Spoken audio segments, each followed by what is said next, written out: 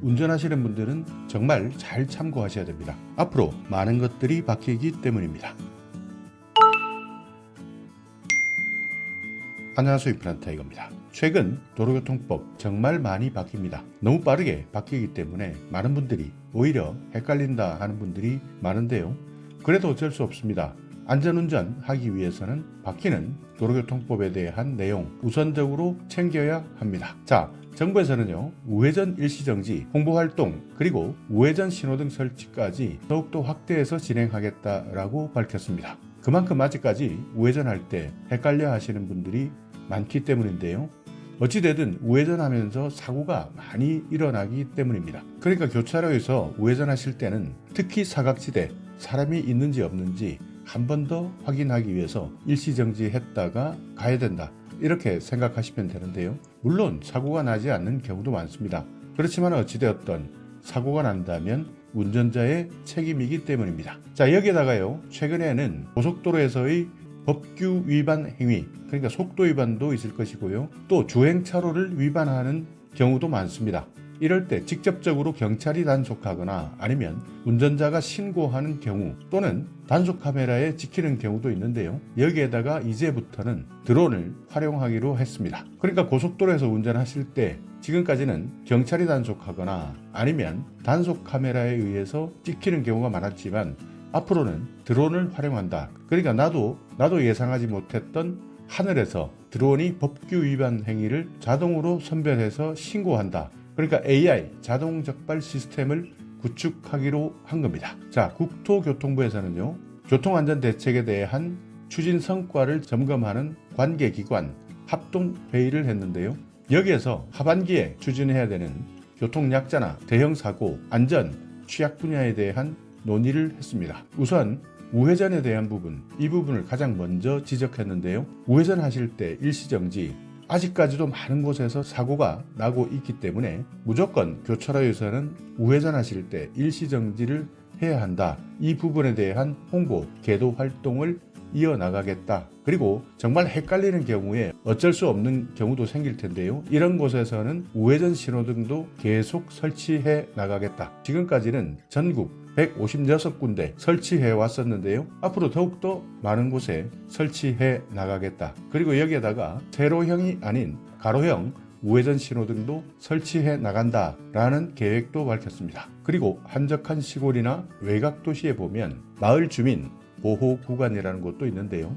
우리가 알고 있는 어린이 보호구역, 노인 보호구역, 장애인 보호구역 이런 것처럼 마을 주민 보호 구간도 87곳 더 확대하겠다. 그러니까 보행자 중심 교통 환경을 조성해 나가겠다라는 내용도 밝혔습니다. 자, 그리고 정말 조심하셔야 되는 것은요, 최근 초등학교, 중학교, 고등학교 대부분 개학했습니다. 그렇기 때문에 9월 학교 주변 여기에 대한 안전점검도 실시하는데요. 어린이 보호구역에 있는 방호 울타리를 신규로 설치하거나 또는 교체하겠다. 그리고 노인이 많이 다니는 곳, 노인 보행자 고위험 지점, 이곳에서는 교통약자 취약 지역에 대한 새롭게 실태를 점검하겠다라고 밝혔습니다. 그리고 정말 악성민원인데요. 많은 분들이 보행하는데 불편합니다. 오토바이가 인도를 횡단하거나 횡단보도를 주행할 때 이때 경찰이 없다면 아무도 단속할 수 없는데요. 앞으로는 경찰이 단속할 수도 있고 또는 공익제보단에서 제보를 통해서 단속할 수도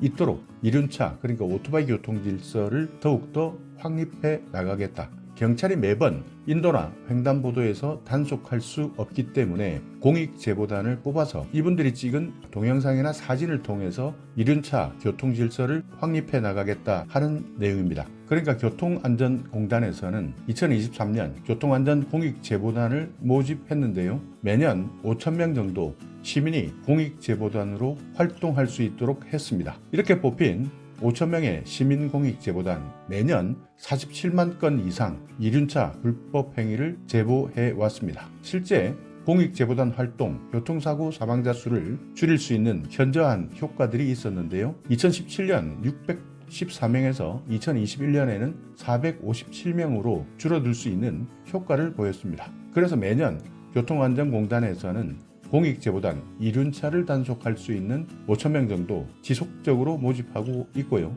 여기에다가 공익신고 건수에 따라서 보상금도 지급해드립니다. 혹시 지금까지 교통안전공익제보단 이륜차 위반 행위 단속에 대한 공익제보단에 대해서 몰랐다면 내년에는 이 부분에 대해서 한번 고민해보시고 신청하셔도 괜찮을 것 같습니다. 대부분 보상금은 도로교통법에 대한 항목, 그러니까 인도주행 같은 4개 항목, 여기에다가 중대법규 위반, 신호위반이나 중앙선 침범 같은 중대교통법규 위반, 그리고 번호판을 가린다거나 훼손하는 자동차관리법 위반 행위 같은 여러가지 신고 항목에 따라서 구분해서 보상금을 지급해 왔는데요. 최근에는 오토바이, 그러니까 이륜차 위반 행위뿐만 아니라 횡단보도상의 차량의 보행자 보호 위반 행위도 신고 항목에 추가하고 있습니다. 그러니까 더욱더 많은 공익제보단의 신고 항목이 포함되었기 때문에 보상금 항목도 늘어난 겁니다. 자, 그리고 또 하나는 최근 버스에 대한 단속도 집중적으로 실시하기로 했습니다. 버스는 사고가 난다면 일반 차들보다 훨씬 더 커다란 대형 사고가 될 수밖에 없는데요. 이런 대형 사고 가능성이 높은 버스 업체 200개에 대해서 안전점검을 실시하기로 했습니다. 자, 그리고 가장 중요한 것, 이제부터는 경찰이 단속하지 않습니다. 한국도로공사에서 드론을 활용해서 법규 위반 행위를 신고할 수 있도록 합니다. 그러니까 고속도로에서 법규 위반 행위를 했을 때 AI가 자동 선별해서 신고하는 AI 자동 적발 시스템을 구축해서 하반기부터 시범 운영을 하고요. 여기에 따르는 효과를 분석해서 계속 단속할 예정입니다. 그러니까 운전하실 때 어떤 사람들은 경찰차가 있느냐 이런 것들도 살피고요. 또 단속 카메라가 있는 것도 살피게 되는데 이제는 하늘까지 살펴야 됩니다. 왜냐하면 AI가 하늘에서 자동적으로 적발하고 신고까지 해주는 AI 자동 적발 시스템을 구축했기 때문입니다. 고속도로에서 운전할 때 하늘 위에 날아다니는 드론 발견한다는 것 정말 어려운데요. 그렇기 때문에 앞으로는 운전하실 때 내가 어디에 있던 하늘에서 땅에서 모두 감시받을 수밖에 없다 하는 내용을 꼭 기억해 두셔야 됩니다. 그러니까 결국 준법 운전하시고 안전 운전 해달라, 이것이 정부의 목표입니다. 자, 그리고 또 하나는요, 화물차인데요. 화물차 안전운전을 높이기 위해서 25톤 이상 대형 화물차에 대한 운행기록 장치 DTG라 이야기하는데요. 이 운행기록 장치를 제출하는 것 의무화하기로 했고요. 또 무점포 판매업, 그러니까 택배입니다. 이런 택배 차량 같은 경우에도 안전점검 대상, 지금까지는 포함되지 않았지만 앞으로는 안전점검 대상에 포함하겠다 하는 교통안전법 시행령을 제도화할 예정입니다. 그만큼 최근 법에 명시되어 있는 대형차, 그러니까 25톤 이상의 대형 화물차에 대한 운행기록 장치만 제출을 의무화하도록 바꾸는 것도 사고를 예방하는 방편이지만 그보다 훨씬 더 많이 늘어난 택배 차량, 그러니까 무점포 판매업에 활용하는 비사업용 화물차도 안전점검 대상에 포함하는 것, 이것은 정말 잘된 내용으로 보입니다. 자, 오늘 영상 여러분께 조금이나마 유익한 정보가 있었다면요, 오늘도 구독 그리고 좋아요 부탁드리겠습니다.